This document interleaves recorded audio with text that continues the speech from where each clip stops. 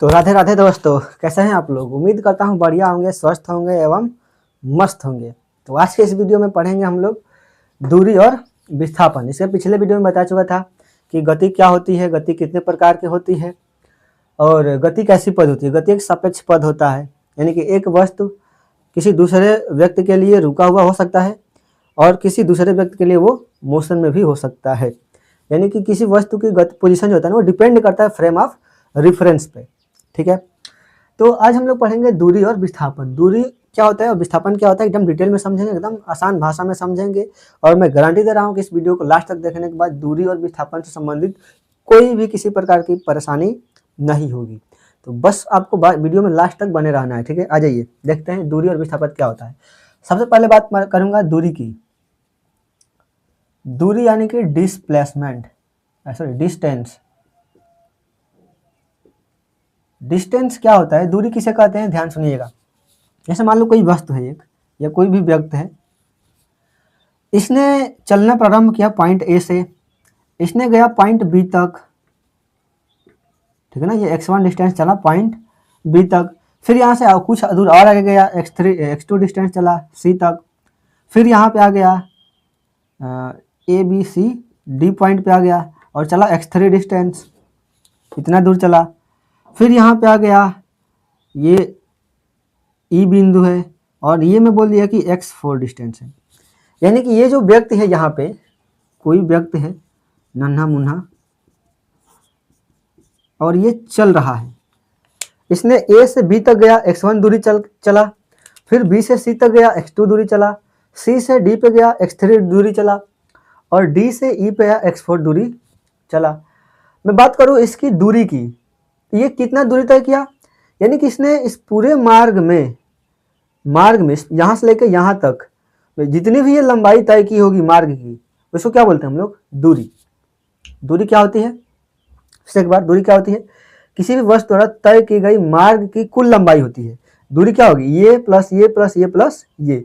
यानी कि इस व्यक्ति ने ये जितना भी दूरी तय किया होगा, जितने भी ये मार्ग की लंबाई होगी जो इसने तय किया होगा, वही क्या होगा, दूरी। आई बात समझ में।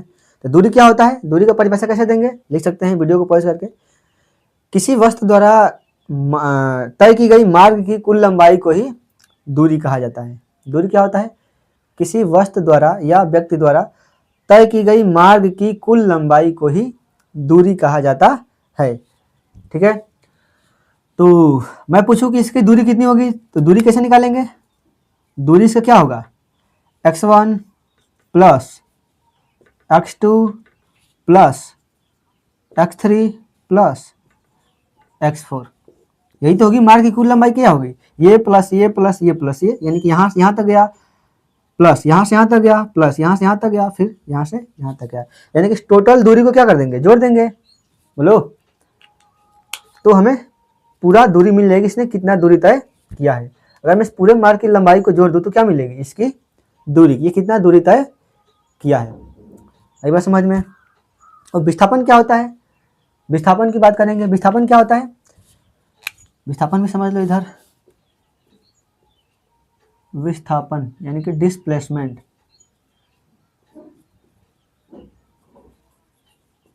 डिस्प्लेसमेंट क्या होता है, जैसे मान लो कोई वस्तु जो है ना, यहाँ से चलना प्रारंभ किया, कोई भी वस्तु है यहाँ से चलना प्रारंभ किया, यहाँ चला यहाँ चला यहाँ चला, आके लास्ट में यहाँ पे रुक गया।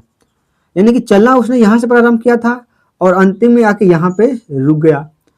तो शुरू में कहाँ पे था और लास्ट में कहाँ पे जाके रुका है, उन दोनों बिंदु के बीच की जो न्यूनतम दूरी होगी, वस्तु व्यक्ति कहाँ से चलना प्रारंभ किया और कहाँ पे जाके रुका है, इन दोनों के बीच की जो मिनिमम डिस्टेंस होगा उसको बोलते हैं हम लोग विस्थापन।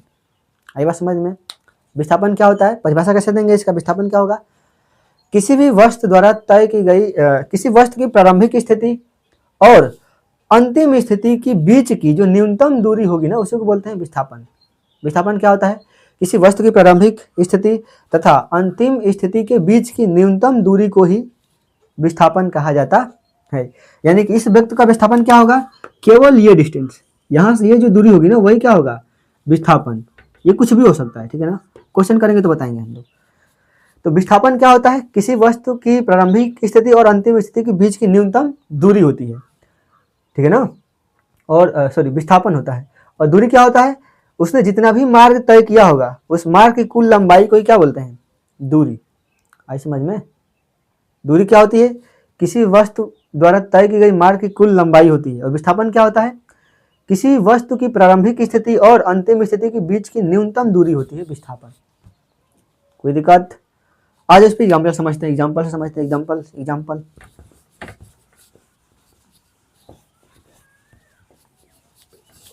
देखिए, ऐसा हम बोल दूं कि ये कोई वस्तु है, उसने यहाँ से यहाँ तक चला, ऐसा मान लो ऐसे है। इसने क्या किया कि यहाँ से चला इधर की तरफ 5 मीटर, फिर ऊपर गया 3 मीटर, फिर इधर आया 5 मीटर, फिर इधर आ गया 3 मीटर, ठीक है। या और आगे आ गया मान लो 2 मीटर, यहाँ पे नहीं रुका इसने, आके और आगे यहाँ पे आके रुका, यहाँ से यहाँ तक रुका 8 मीटर, ठीक। इसने यहाँ से चलना प्रारंभ किया, ओरिजिन से इधर गया 5 मीटर, ऊपर गया 3 मीटर, फिर इधर आया 5 मीटर, फिर नीचे आ गया उसने 8 मीटर नीचे आया। तो इसमें पूछा है कि इसने कितना दूरी तय किया और कितना विस्थापन तय किया, ठीक है। हमें क्या निकालना है, इस वस्तु का दूरी कितना है और विस्थापन कितना है। तो मैं क्या होता है, दूरी क्या होता है, कोई वस्तु जितना भी मार्ग चला होगा, इसने यहाँ से यहाँ तक गया है, यानी कि 5 मीटर ये तय किया, फिर 3 मीटर ये, 5 3 8 मीटर, फिर 8 और ये 5 मीटर 13 मीटर, और 13 और 8 21 मीटर, यानी कि इसने दूरी कितना तय किया, 21 मीटर। सही है ना? अरे 5 5 10, 10 और 11 21, 8 3 11, 5 5 10 और 8 3 11, यानी कि 21 मीटर इसने पूरा दूरी तय किया है, ठीक है ना। विस्थापन इसने कितना तय किया है, विस्थापन बोलो। शुरू में इसने चलना कहाँ से प्रारंभ किया है, यहाँ से, और चलते चलते लास्ट में कहाँ पे रुका है, यहाँ पे। तो इस बिंदु और इस बिंदु की जो बीच की न्यूनतम दूरी होगी वही क्या होगा, विस्थापन। न्यूनतम दूरी यही होगा ना। अब इसका न्यूनतम दूरी यहाँ से ऐसा थोड़ी लेंगे हम लोग, ऐसा थोड़ी लेंगे, शॉर्टेस्ट डिस्टेंस यही तो होगा, सीधा सीधा इन दोनों पॉइंट को आपस में कनेक्ट कर देंगे, कॉन्टेक्ट नहीं, समझ में रहा हूँ। तो ये हो जाएगा इसका विस्थापन, ठीक है ना। ये कितना दूरी होगा बोलो, यहाँ से यहाँ तक पूरा 8 है और ये 5 है, तो ये कितना होगा, पूरा 8, ये 5, तो 8 में से 5 घटाएंगे तो ये कितना हो जाएगा, 3, यानी कि इसका विस्थापन कितना होगा, 3 मीटर। आ रही है बात समझ में? तो दूरी और विस्थापन में आया समझ। दूरी क्या होती है, विस्थापन क्या होता है। दूरी क्या होती है, किसी वस्तु द्वारा तय की गई मार्ग की कुल लंबाई होती है। और विस्थापन क्या होता है, किसी वस्तु की प्रारंभिक और अंतिम स्थिति के बीच की न्यूनतम दूरी होती है विस्थापन। माइक चल रहा है ना भाई, यानी कि वीडियो में पढ़ा के खत्म कर तो आवाज ही नहीं आए है, ठीक है। आ जाओ अब समझेंगे दूरी कैसी राशि होती है। दूरी एक अदिश राशि होती है। कैसी राशि होती है, अदिश राशि। दूरी कैसी राशि है, अदिश राशि, ठीक है ना। दूरी का मात्रक क्या होता है, दूरी का मात्रक होता है मीटर। दूरी का मात्रक क्या होता है, मीटर, ठीक है ना। जैसे मान लो कि आप मेरे से कितना दूर है, तो बताओगे ना कि 1 मीटर हूँ, 2 मीटर हूँ, 3 मीटर हूँ, 10 मीटर हूँ, यानी कि दूरी को हम लोग मीटर मापते हैं। किस मापते हैं, मीटर में। किलोमीटर में भी होता है भाई, किलोमीटर में होता है। ऐसा मात्रक ही है मीटर, ठीक है ना। ऐसा मात्रक हम लोग लेते हैं, ठीक है। किसी भी वस्तु को मापते समय ऐसा मात्रक में ही उसका मेजरमेंट करते हैं। अगर पूछा जाए कि सीजीएस में बताइए तो हम कन्वर्ट कर सकते हैं सीजीएस से एमकेएस में, एमकेएस से एफपीएस में। इससे मात्रक की प्रणाली होती है, हम लोग एक दूसरे में इंटर कन्वर्जन कर सकते हैं, कोई दिक्कत नहीं है। अभी आप बच्चे हैं, इतना ही जानिए तो अच्छा है, ठीक है। दूरी क्या होती है, अदिश राशि होती है। दूरी कैसी, दूरी का मात्रक क्या होता है, मीटर। अच्छा, अदिश सदिश समझ में आता है ना। अदिश राशि किसे कहते हो, सदिश राशि। जैसे कि विस्थापन में बताया, विस्थापन कैसी राशि है, विस्थापन जो होती है ना सदिश राशि होती है। सदिश राशि, जो भी मात्रक हो, हिंदी वंदी मुझे उतना आता नहीं है भाई साहब। और दूरी का मात्रक मीटर होता है, वैसे विस्थापन का ही मात्रक क्या होता है, विस्थापन का मात्रक भी क्या होता है, मीटर ही होता है, ठीक है। यानी कि दूरी को भी मीटर में मापते हैं और विस्थापन को भी मीटर में ही मापते हैं, ठीक है। सेंटीमीटर में मापते हैं, किलोमीटर में भी मापते हैं, बहुत सारा मात्रक होता है, लेकिन एसआई मात्रक है ये। मीटर कैसा मात्रक है, एसआई मात्रक, ठीक है। यहाँ पे बताया कि अदिश और सदिश राशि। अदिश राशि किसे कहते हैं और सदिश राशि किसे कहते हैं, समझिए। जैसे दो राशियां होती है, एक होता है अदिश और एक होता है सदिश। अदिश और सदिश, समझिए अदिश और सदिश बता दूंगा मैं, जिंदगी में कोई दिक्कत नहीं होगी अदिश और सदिश को लेकर, कंफ्यूजन ही नहीं होगा। देखिए अदिश किसे कहते हैं, देखिए कोई भी क्वांटिटी है उसको मापने के लिए केवल और केवल परिमाण की आवश्यकता होनी चाहिए। तो अगर कोई क्वांटिटी है जिसको मेजर करने के लिए केवल परिमाण, उसके डायरेक्शन से कोई मतलब ना हो, तो उसको बोलते हैं अदिश राशि। क्या बोलते हैं, अदिश राशि, यानी कि जिसको मापने के लिए दिशा की आवश्यकता ही ना हो, जैसे कि द्रव्यमान। द्रव्यमान, अच्छा द्रव्यमान को मापने के लिए क्या हमें डायरेक्शन की आवश्यकता है? अच्छा मान लो कि तुम जाओगे दुकान में चीनी लेने, बोलोगे कि 2 किलो चीनी दीजिए, तो उसके साथ डायरेक्शन थोड़ी लगाओगे, 2 किलो चीनी आई कैप, 5 किलो चीनी पूर्व। अब ऐसा थोड़ी बोलोगे पूर्व पश्चिम उत्तर दक्षिण, 2 किलो चीनी पूर्व, ऐसा थोड़ी होता है। तो द्रव्यमान जो होता है ना वो अदिश राशि होती है, इसको व्यक्त करने के लिए दिशा की आवश्यकता ही नहीं है। आ रही बात समझ में ना? जैसे कि सदिश राशि, सदिश राशि किसे कहते हैं? सदिश राशि क्या होता है? ऐसी राशि जिसको व्यक्त करने के लिए परिमाण भी चाहिए और दिशा भी चाहिए, यानी कि ऐसी राशियां जिसको व्यक्त करने के लिए परिमाण के साथ साथ दिशा की भी आवश्यकता हो, उसे बोलते हैं सदिश राशि। जैसे कि बताया कि विस्थापन, वेग, बल, ये सब क्या है? दोनों सबके सब सदिश राशि है, यानी कि इनको व्यक्त करने के लिए दिशा की आवश्यकता होती है, ठीक है ना? जैसे कि बल, जैसे मान लो एक केवाड़ी है, बल की दिशा की आवश्यकता क्यों है इसमें? इसे केवाड़ी है, ये मान लो घर है और ये केवाड़ी है, यहाँ पे ये कुंडी है, कुंडी ना खड़काओ राजा, सीधा अंदर आओ राजा, ये क्या है? कुंडी। इसको पकड़ के हम अंदर और बाहर खींच सकते हैं। अब ये कुंडी जो है ना, ये दरवाजा जो है इसको अंदर की तरफ धकेलने पे खुलेगा, मैंने बोला है, और आप जो है इसको बाहर की तरफ फोर्स लाए खोलना चाह रहे हैं तो ये खुलेगा। यानी कि अगर मुझे फोर्स के साथ साथ वर्क करना है या फोर्स को बढ़िया जगह यूज करना है, तो फोर्स, ये दरवाजा कब खुलेगा बताओ? क्या फोर्स लगाने से दरवाजा खुल जाएगा? केवल फोर्स लगाने से दरवाजा खुलेगा? बिल्कुल नहीं। फोर्स के साथ साथ हमें दिशा भी पता करना पड़ेगा, किस दिशा में मुझे फोर्स लगाना है, तभी जाके ये खुलेगा। मैं बोले कि अंदर की तरफ खुलेगा ये, और तुम इसको फोर्स लगा के बाहर की तरफ खोल रहे हो, ये कभी नहीं खुलेगा भाई। यानी कि इसको खोलने के लिए फोर्स भी चाहिए और दिशा भी चाहिए कि किस दिशा में इसको हम धक्का देना है। हरी बात समझ में? तो फोर्स क्या होगी? सदिश राशि होगी। बल क्या है? सदिश राशि, क्योंकि इसके साथ साथ दिशा की आवश्यकता होती है, ठीक है? बोलो कोई दिक्कत नहीं। तो सदिश और अदिश में कंफ्यूजन नहीं होगा। सदिश किसे कहेंगे? जिसको व्यक्त करने के लिए परिमाण और दिशा दोनों की आवश्यकता होती है, उसे सदिश बोलते हैं। अदिश किसे बोलते हैं? जिसको व्यक्त करने के लिए केवल परिमाण काफी है, दिशा की कोई आवश्यकता नहीं है। जैसे कि द्रव्यमान, क्या हो गया? द्रव्यमान हो गया, समय हो गया, क्या हो गया? द्रव्यमान हो गया, समय हो गया, दूरी हो गया, ठीक?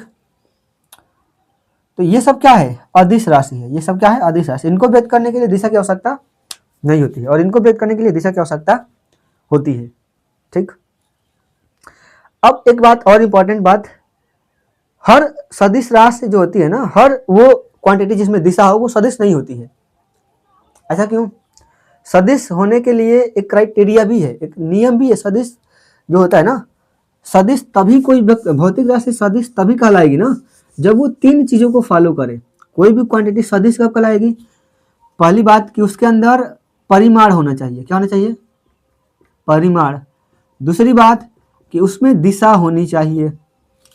परिमाण और दिशा होना पर्याप्त नहीं है, ठीक है ना? अगर परिमाण भी हो दिशा भी हो तो भी वो राशि सदिश नहीं कहलाएगी, क्योंकि सदिश राशि में एक और नियम होता है, एक और होता है कि कोई भी भौतिक राशि अगर सदिश योग के नियम का पालन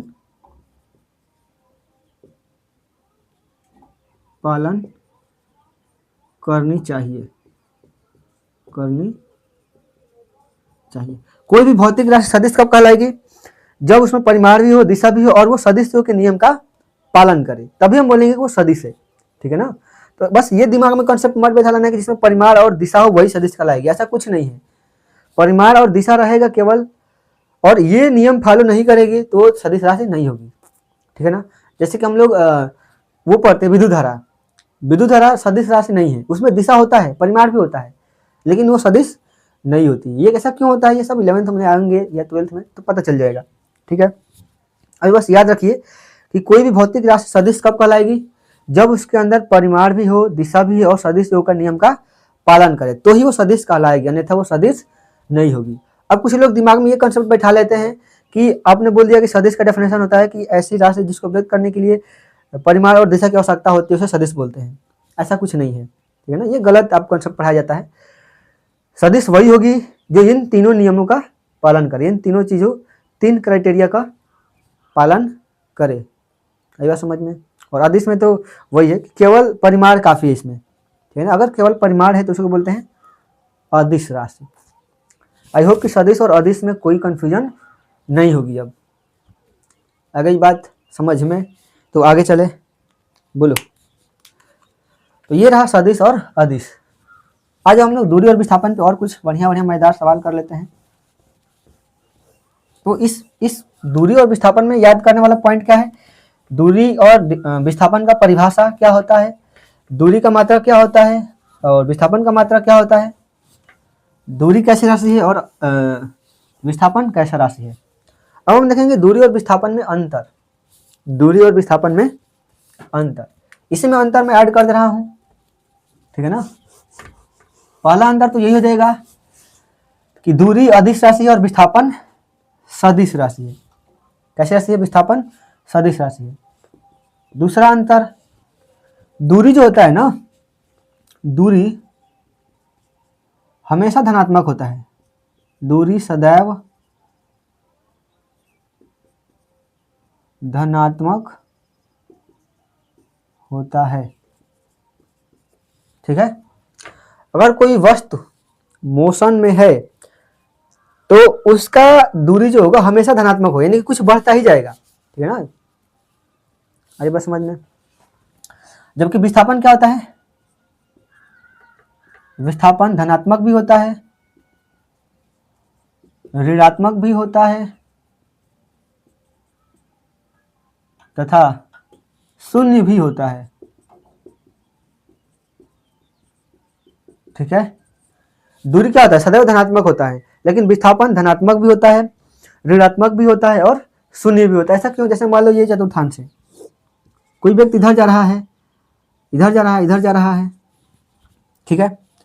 तो अगर कोई व्यक्ति ओरिजिन से इधर की तरफ है ना, तो उसकी दूरी को हम लोग विस्थापन को पॉजिटिव कंसीडर करते हैं। कैसा, पॉजिटिव। और इधर जा रहा है तो उसको निगेटिव कंसीडर करते हैं, ठीक है।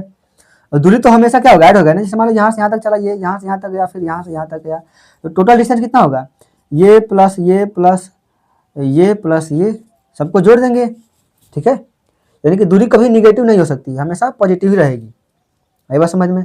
लेकिन विस्थापन धनात्मक भी होता है, ऋणात्मक भी होता है और शून्य भी होता है, ठीक। दूरी क्या, दूरी शून्य हो सकता है कि नहीं हो सकता है, सोचिए बताओ, क्या दूरी भी शून्य हो सकता है, बोलो। दूरी शून्य होगा कब, दूरी और विस्थापन दोनों ही, दूरी जो होता है ना केवल एक केस में शून्य होगा, जब कोई वस्तु जो है वो रेस्ट पे हो। किसमें हो, रेस्ट में। अगर कोई वस्तु रेस्ट पे है ना तो उसके द्वारा डिस्टेंस भी जीरो होगा और डिस्प्लेसमेंट भी जीरो होगा, यानी कि वो दूरी भी जीरो होगा और विस्थापन भी जीरो होगा। अब बताओ, अगर क्या ये मोशन में हो, मोशन में हो, अगर कि वस्तु गतिशील हो, यहाँ पे रेस्ट में है और यहाँ पे मोशन में है, तो अगर ये वस्तु मोशन में रहेगी तो क्या इसका दूरी जीरो हो सकता है, और दूरी और विस्थापन दोनों की बात करेंगे, ठीक है ना। मान लो ये अभी मोशन कर रहा है, यहाँ से यहाँ गया, फिर यहाँ से यहाँ गया, फिर यहाँ से आया, ऐसा ही मोशन कर रहा है, यहाँ पे रुका हुआ था, यहाँ पे मोशन कर रहा है। अब किधर जा रहा है किधर नहीं जा रहा है मुझे नहीं पता। हम बात करेंगे दूरी की, क्या ये दूरी जीरो हो सकता है, दूरी, बोलो। एक चीज याद रखना, कभी भी वस्तु अगर मोशन में है तो उसका दूरी कभी जीरो नहीं हो सकता है, ठीक है। मोशन अगर कोई वस्तु के अंदर है तो उसके द्वारा कभी भी दूरी जीरो नहीं होगा। बहुत इंपॉर्टेंट बात बोल रहा हूं मैं, कोई भी वस्तु अगर मोशन में है तो वो कभी भी जीरो दूरी तय नहीं करेगी। अच्छा, मोशन क्या होता है? मोशन करने का मतलब क्या है कि उसके स्थिति में परिवर्तन हो रहा होगा समय के साथ, यानी कि अभी इसकी स्थिति कुछ और होगी, यहाँ पे कुछ और हो जाएगी, यहाँ पे चली गई तो पोजीशन चेंज हो गया, फिर यहाँ पे आ गई तो फिर से पोजीशन चेंज हो गया, यानी कुछ ना कुछ तो दूरी बढ़ी रहा होगा। मान लो यहाँ पे एक्स तय किया, फिर यहाँ पे गया तो वाई दूरी और तय कर लिया, फिर वापस पे आएगा तो फिर वाई तय करेगा, यहाँ पे आएगा तो फिर एक्स, यानी कि दूरी ऐड होगा, दूरी क्या होगा? बढ़ता जाएगा, जीरो हो ही नहीं सकता ये। आगे बस समझ में। लेकिन विस्थापन क्या होगा? विस्थापन विस्थापन क्या कोई वस्तु गतिशील हो और उसका विस्थापन जीरो हो जाए? बिल्कुल हो सकता है, हो सकता है भाई। जैसे कि मान लो ये वस्तु ही है, ये यहाँ से यहाँ गई, फिर यहाँ पे गई, फिर यहाँ पे आई, फिर यहाँ पे आ गई, वापस अपने जहाँ पे थी वहीं पे आके रुक गई। तो विस्थापन क्या होता है?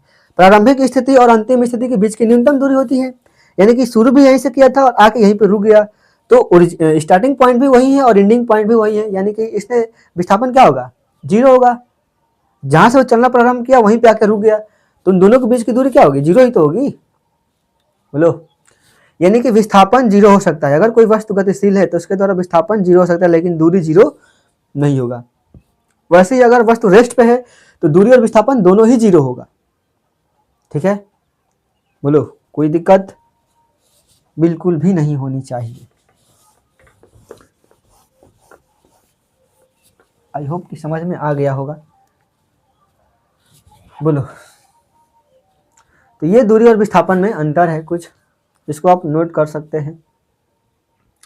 आपके लिए एक होमवर्क है, अगर मैं पूछ दूं कि ये कोई वस्तु है, ये यहाँ से गई इधर, फिर इधर, फिर इधर, ठीक है, ये 90 डिग्री पे है ये दोनों, ठीक है, 90 डिग्री पे है ये 1 मीटर है और ये 2 मीटर है, फिर ये 1 मीटर है। तो अगर कोई वस्तु यहाँ से चलना प्रारंभ करे, ये वस्तु मान लो चींटी है, ये चढ़ के ऐसे जा रही है, इस पे ऊपर ऊपर चढ़ी, फिर यहाँ पे गई, फिर यहाँ पे आके रुक गई, तो बताना है कि ये जो चींटी है ना, ये कितना दूरी तय की होगी और कितना विस्थापन तय किया होगा। ठीक है, इसका आंसर आपको कमेंट करना है। आज के लिए इतना ही, अगले वीडियो में मिलेंगे अलग कॉन्सेप्ट के साथ, अलग टॉपिक के साथ। तब तक के लिए गुड बाय।